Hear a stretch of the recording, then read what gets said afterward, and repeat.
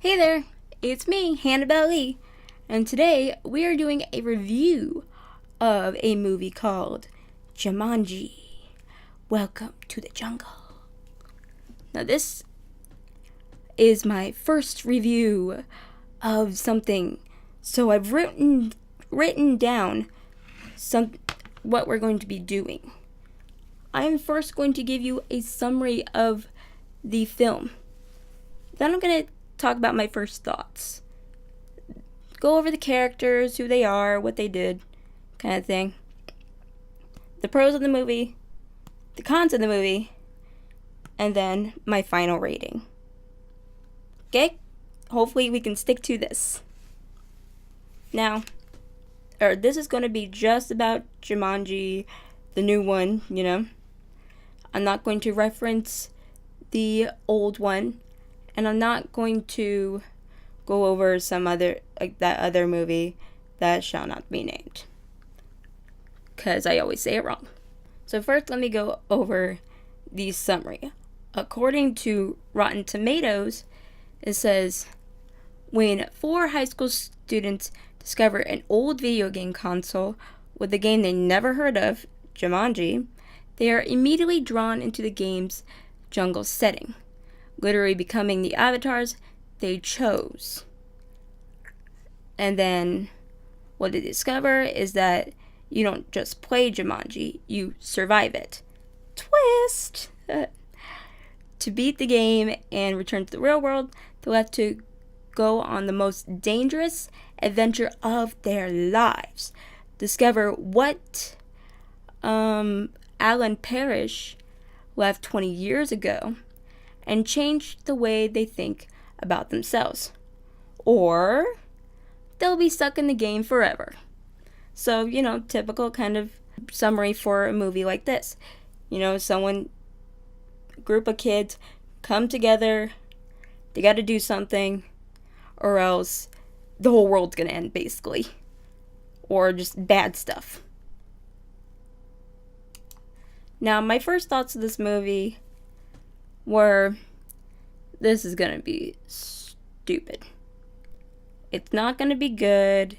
It's gonna be just a whole bunch of stuff to relate to the kids nowadays. And it's not gonna be just for everybody. It's gonna be just a kids movie. And it's not gonna be any form of entertaining. Now, I didn't see any of the trailers before this, and my dad told me to go see this because he wanted to go see this, and he thought we should all go as family. So, me, my brother, and my dad got into the car and went to the movies. My mom didn't want to go, so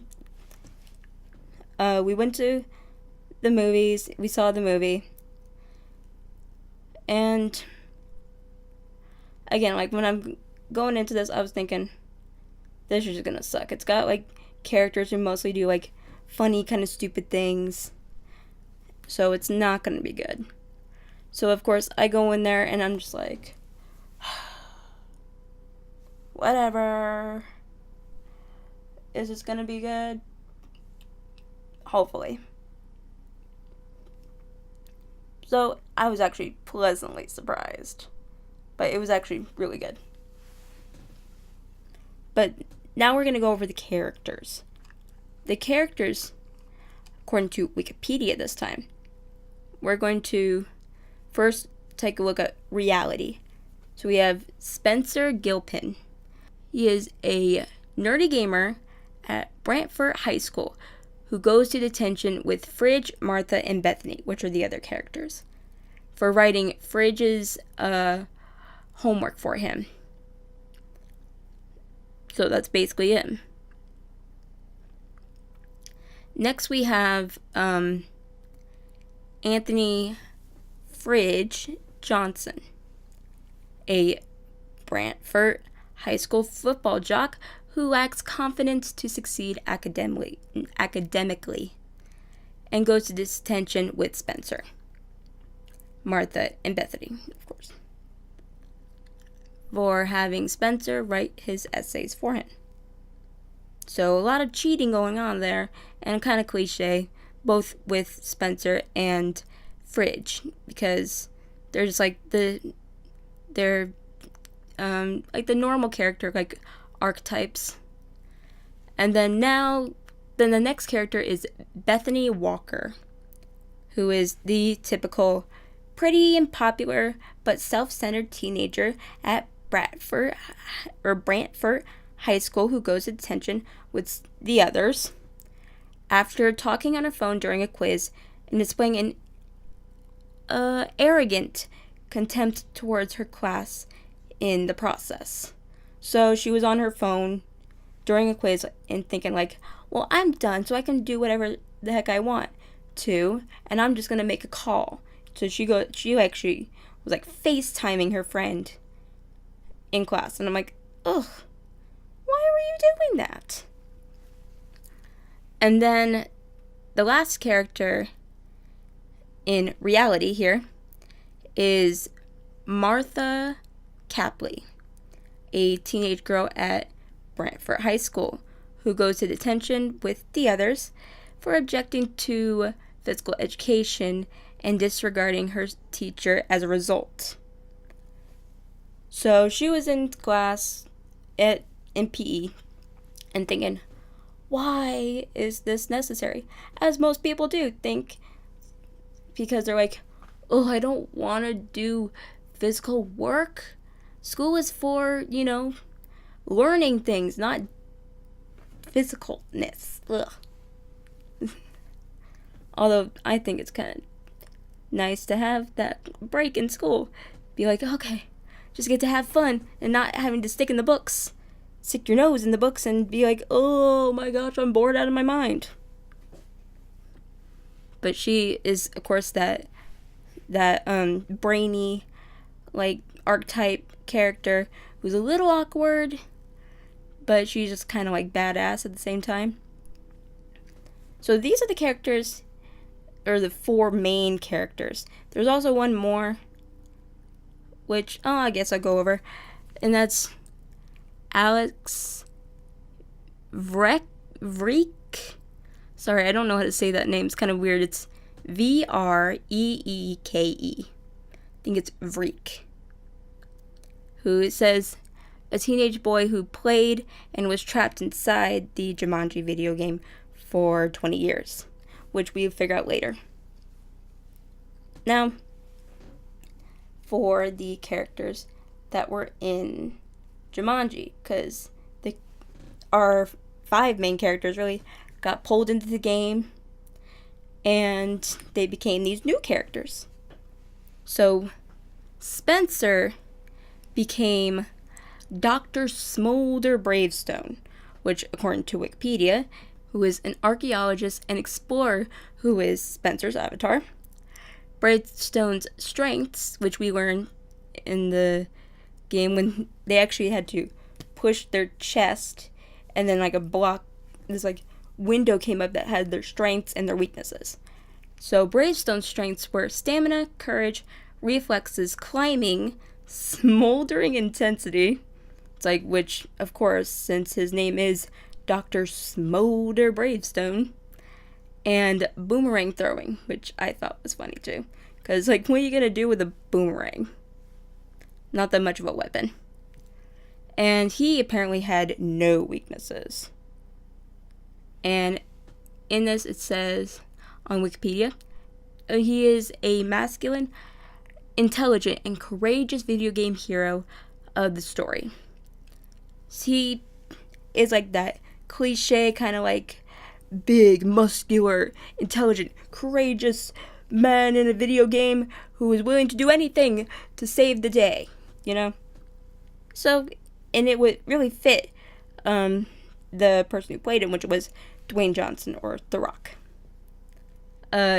He played this very, very well. The character really fit him, which I felt for all the characters who played the video game characters in Jumanji, they really fit their characters.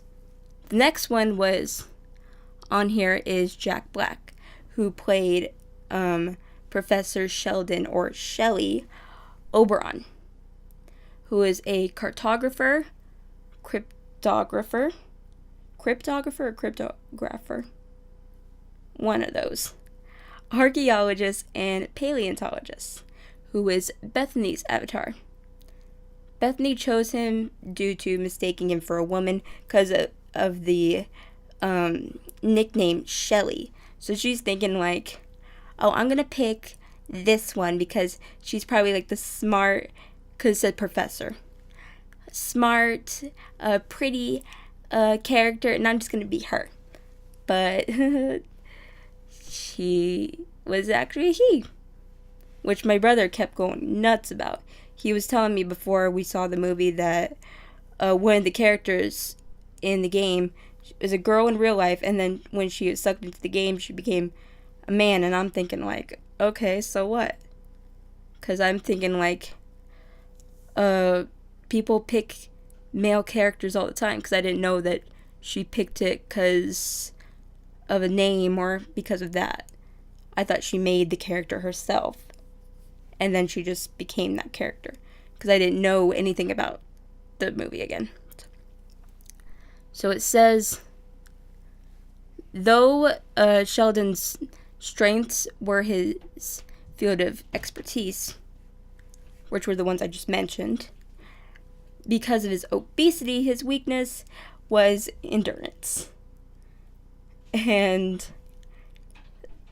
there were some really funny things that to be said about from Bethany about this character, because she's a girl being a man and having to do all this stuff. It's like, oh gosh, I'll get to that later.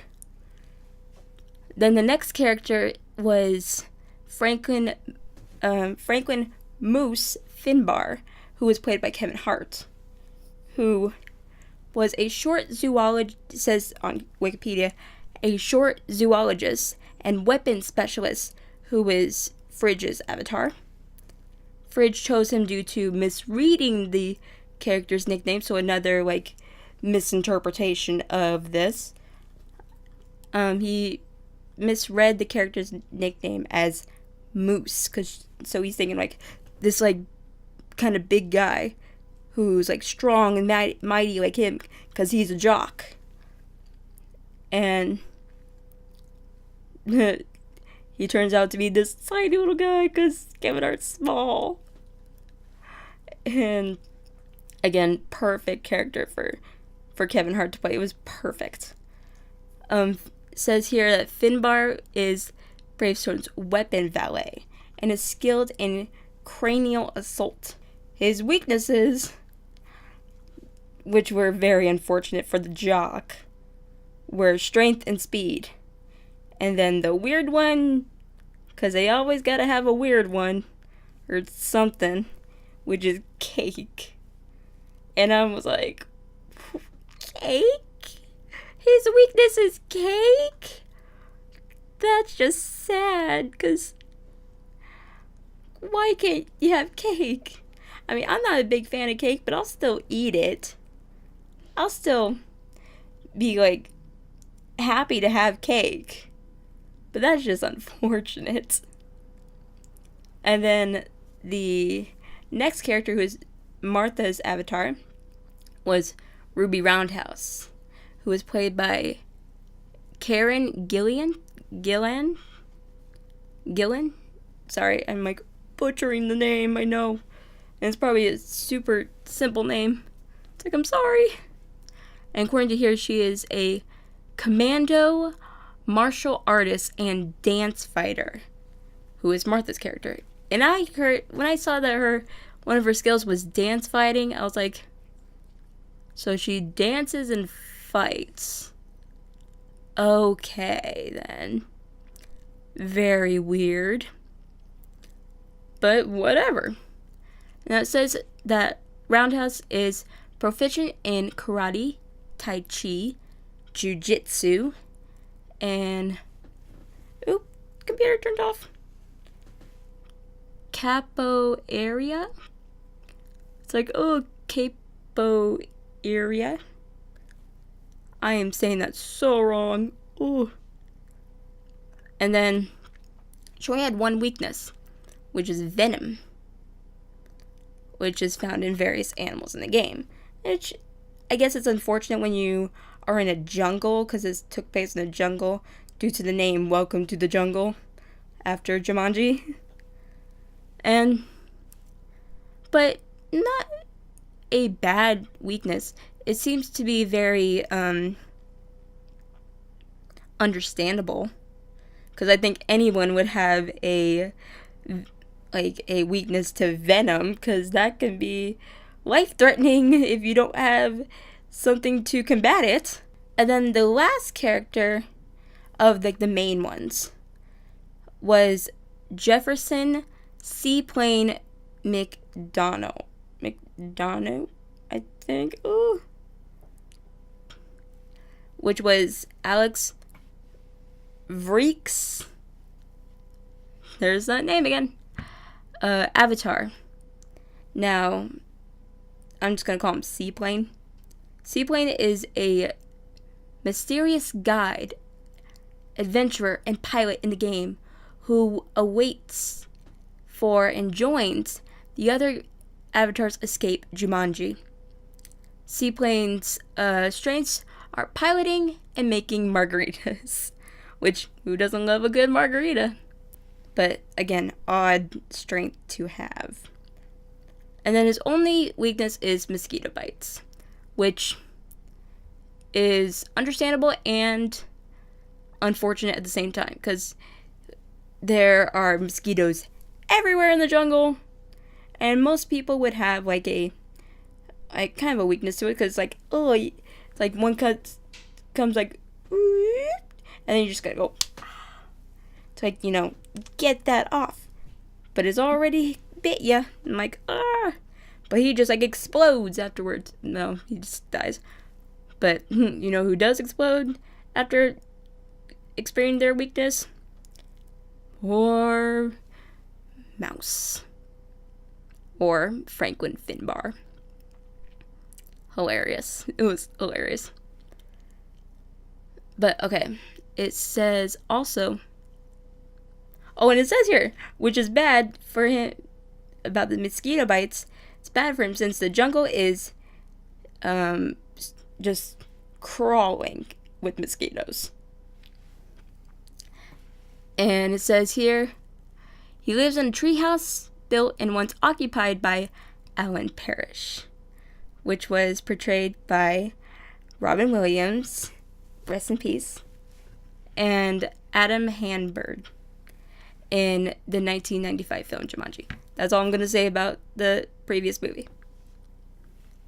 So, these are the characters, and I love the characters. My favorite character, actually, it's between the two girls.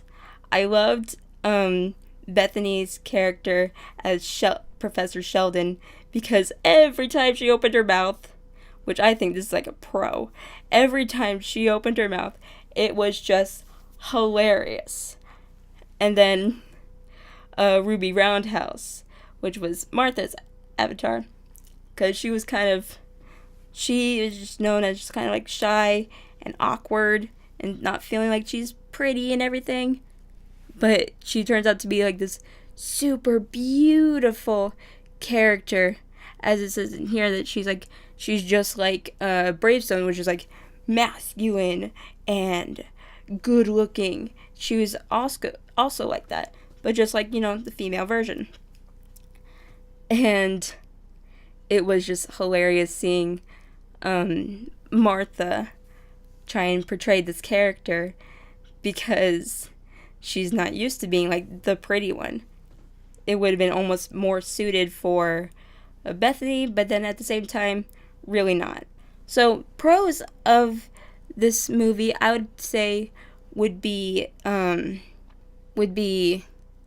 all the jokes. There were a lot of jokes in it, especially coming from Professor Sheldon / Bethany.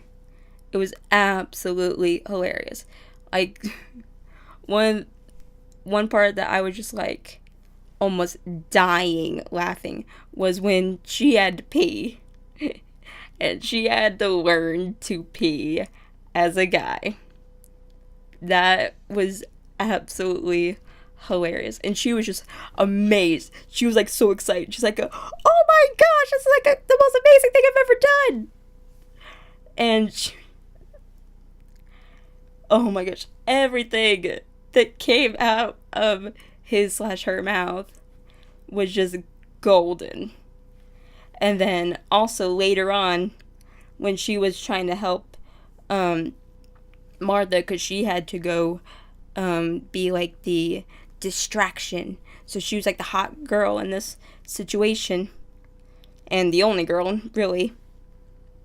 And Martha, she just doesn't know how to be like flirty and go up there and be distracting to guys.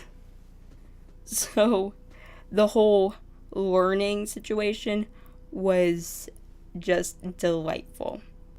It reminded me when she was actually fighting the guys because she couldn't get them to pay attention to her beauty. So music all of a sudden played, and she's like, "Ooh, dance fighting," which I thought was like kind of a stupid thing. Like, oof, dance fighting? Seriously? But when Bethany / Sheldon, it's kind of hard to go back and forth here, she was watching this fight when they had to sneak past these guys, and she was just like, "Yas, queen! Oh my god!" It reminded me of Shane Dawson and how he always says stuff like that. I was laughing so hard. So that was like a reference kind of thing that like came up to me that was just beautifully done. Which goes to another pro, which were the references. Like there were video game references, and that like really just made my nerdy little heart just explode. Because I was just like, oh my gosh, there are references that I know. It was almost like in Star Wars, in New Hope,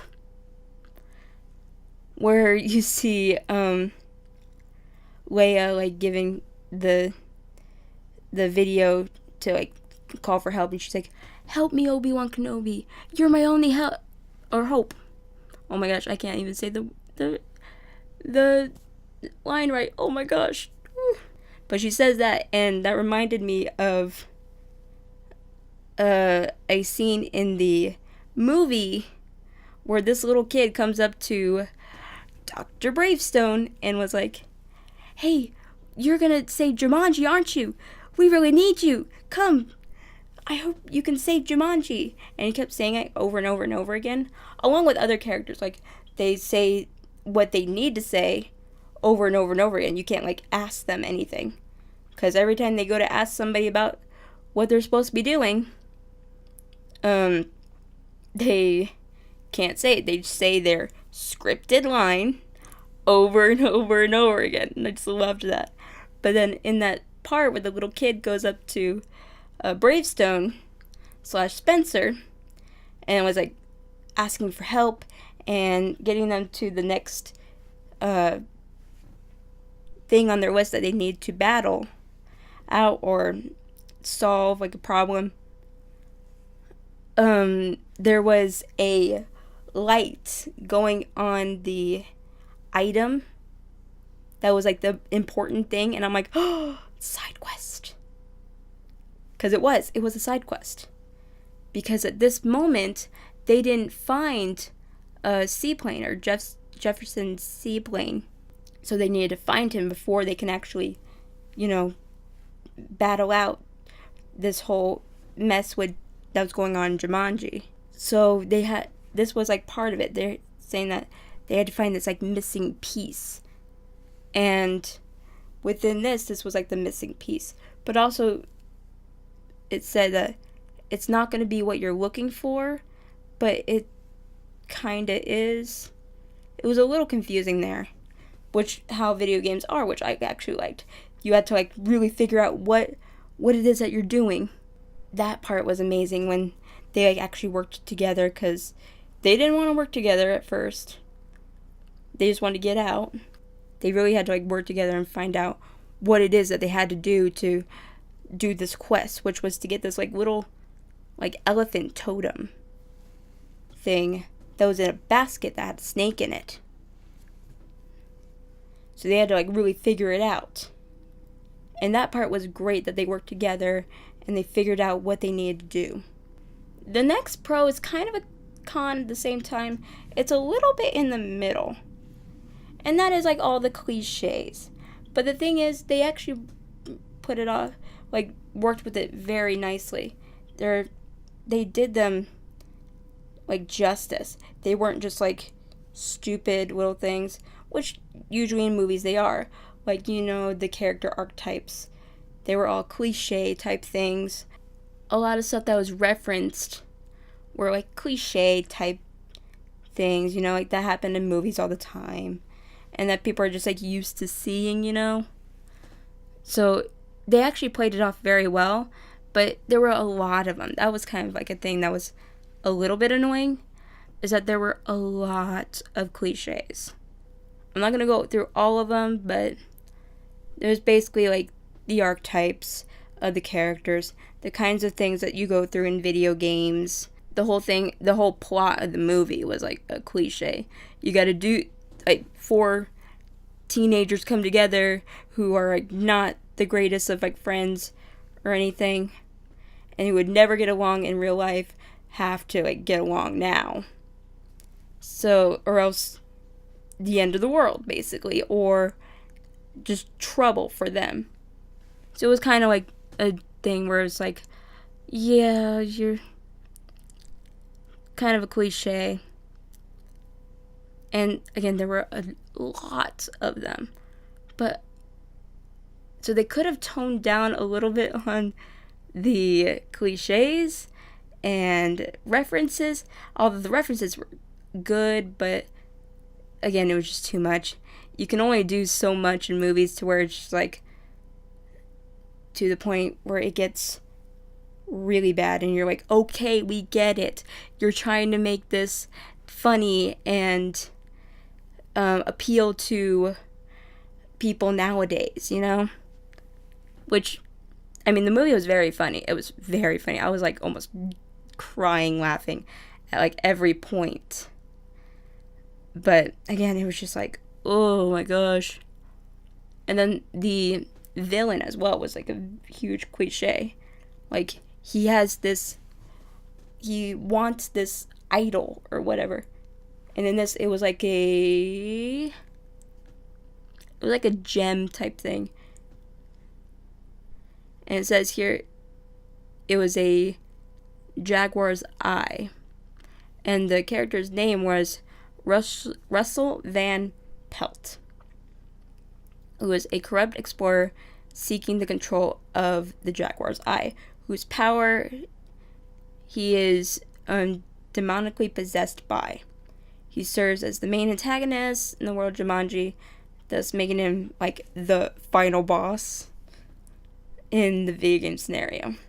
So it was just like, okay, you're like seeking out to get all powerful, and you like controlled animals and bugs and a whole bunch of stuff.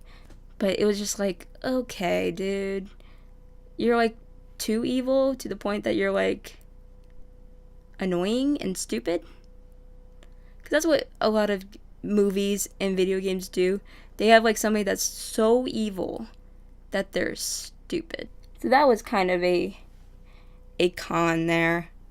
Was basically the villain of the movie / game / reality. No, not reality. Of the situation. Another con would be like, it's like a typical movie cliche, which is like you kind of have a limited amount of time to do it, because they kind of did, because once you're in the game or within a situation, you only have a limited time to do it.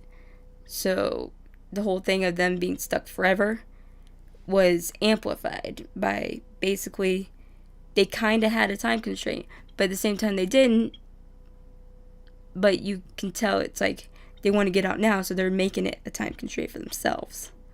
And then they only had 3 lives, just like in most video games. You have 3 lives. If you die, then you're done for. And there was a thing where the Nick Jonas character, Seaplane, he had 1 life left by the time they got to him. And he had been like waiting forever, trying to save Jumanji himself to get out. And apparently he had been in there for 20 years and didn't know it. Because to him, he was only in there for maybe like a month or so. And which was kind of a con there, because they do this in a lot of movies where the character who had been like trapped in this world for a while starts using like references from their time, and then people who are from the present come in, they're like, wait, what'd you say? You said this. That's kind of like an old thing.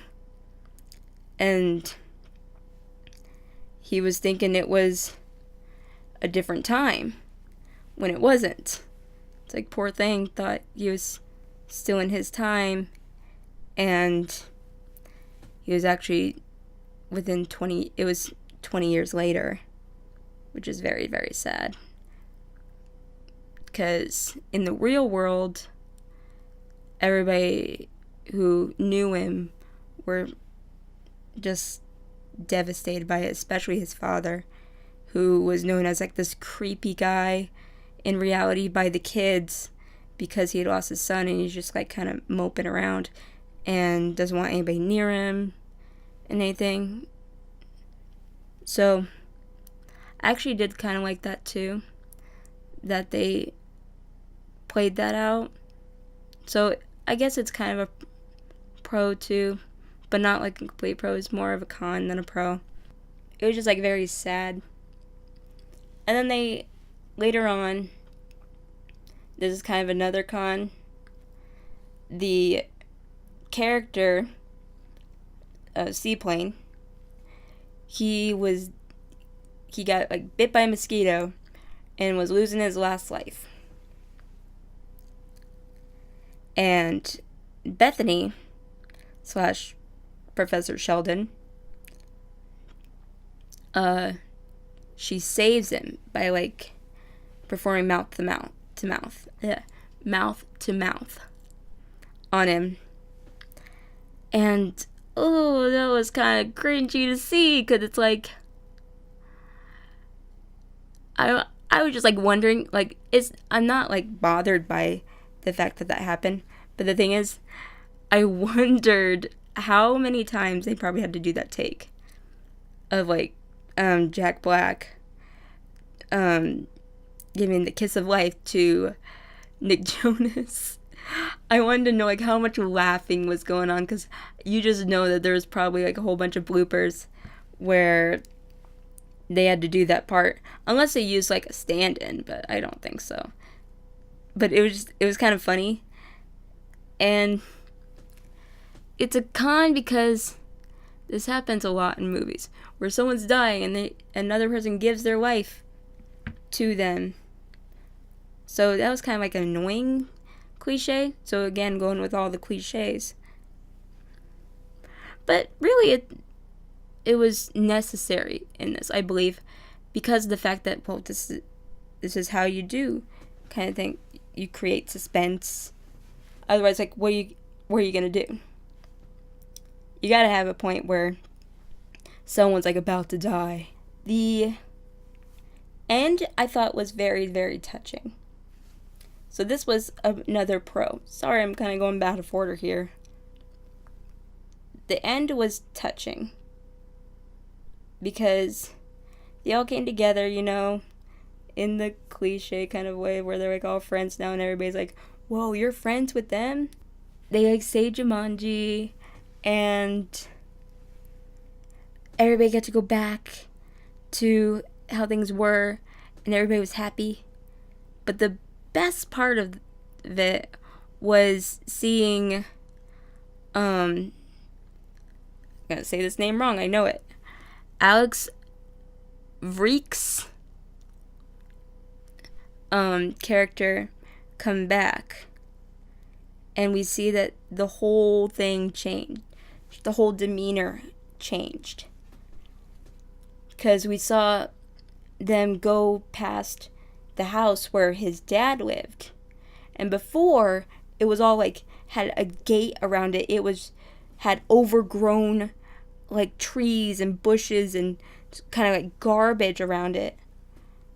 And kind of a dismal feeling. And the nice thing was when they went past it, or were approaching it, they saw a car come up. And people got out and they went into the house.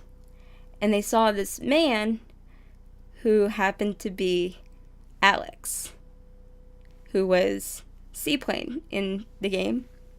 And he had a kid, he had a wife, he was happy. He was older. And we find out that he was released back in his time. Which I felt when they were going to do this, that he was going to be put back into like the present of what year it was, which was 2018 or 2017. I forget what year it was in the thing. I think it was 2017. And it was just very touching to see that all this stuff that was a reality for the teenagers at one point, that all this kind of dismal atmosphere around this person's house was like there, and everything wasn't there anymore, and it was all nice and pretty and light, and everybody's happy. And Bethany, like in the game, had of course fallen for this guy because he's cute. It turned out that he had a kid, and he named her Bethany, which I thought was like super sweet and cute and everything, because they ended up talking, and it was just amazing. I thought this movie ended like very, very, very well. And like, I think the best part of the movie was the end, when they decided to destroy the game. This is like the biggest pro, is that they destroyed the game. They destroyed the console and everything with it to make sure that this doesn't happen again, which means that most likely there isn't going to be a sequel. They're just ending it out nicely, doing it justice. Because if they didn't do that, I'd be like, they're going to make another one, and it's going to suck then. So the fact that they did that was was the best part of this movie. My final rating for this movie was kind of a hard one to do. First going to see the movie, I'd be like, it's a 10 out of 10. But then, like, when I was reviewing this movie and thinking about all the parts in it that stood out to me, the rating lowered. I think my final rating for this movie has got to be an 8 out of 10. Because, again, of the cliches that were in it, that were a big part of the movie and everything. But it was still a great movie, and I definitely recommend that you see it if you haven't already. If you haven't already, then you probably shouldn't have watched this video, because I've probably given away a whole bunch of stuff. Especially the ending, oh my gosh. Or if you have seen it, you should see it again, because I think I'm going to see this again. Because it was really good, and I was very happy with how they did it. They had their funny moments. They had their, like, stupid moments as well as the funny. So funny, stupid, and touching was all a part of it, and I thought it was a good mix. So I think I'm gonna leave this review here.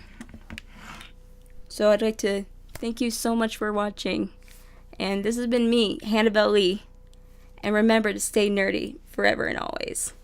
Bye guys. Bye.